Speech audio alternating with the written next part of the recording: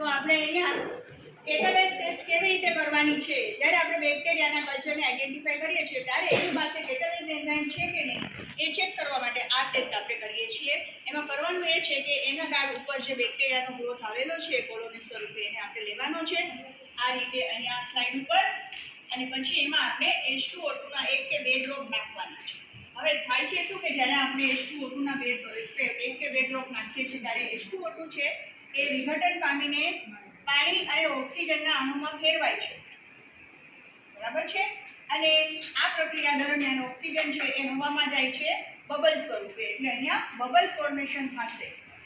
જો આપણી પાસે કેટલેસ એન્ઝાઇમ બેક્ટેરિયા પાસે હશે તો એના ગ્રોથમાંથી કેટલેસ એન્ઝાઇમ છે એ આ કામ કરશે અને H2O2 ને આ બંને ઘટકોમાં વિભાજિત કરશે, અને એ જ્યારે વિભાજિત કરે ત્યારે ઓક્સિજન છે એ પણ લિબરેટ થશે, બરાબર. અને આ લિબરેશન છે ઓક્સિજનનું એ બબલ સ્વરૂપે આપણને દેખાશે.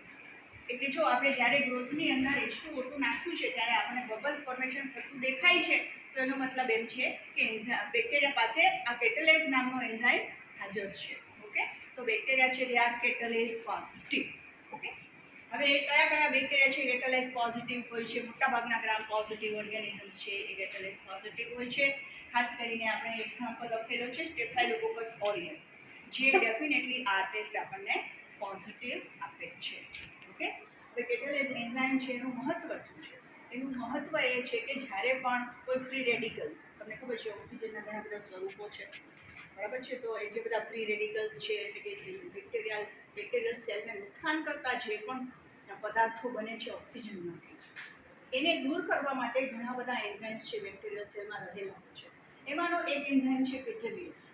ઓકે, તો આ કેટલેસ છે એ બહુ જ આપણે જેમ કહેવાય કે મહત્વ છે, અને એને આપણે જ્યારે બેક્ટેરિયાને ખાસ કરીને ગ્રામ પોઝિટિવ બેક્ટેરિયાને આઈડેન્ટિફાઈ કરીએ ત્યારે આપણે જોવાનું છે કે એમાં કેટલેસ ટેસ્ટ આવે છે કે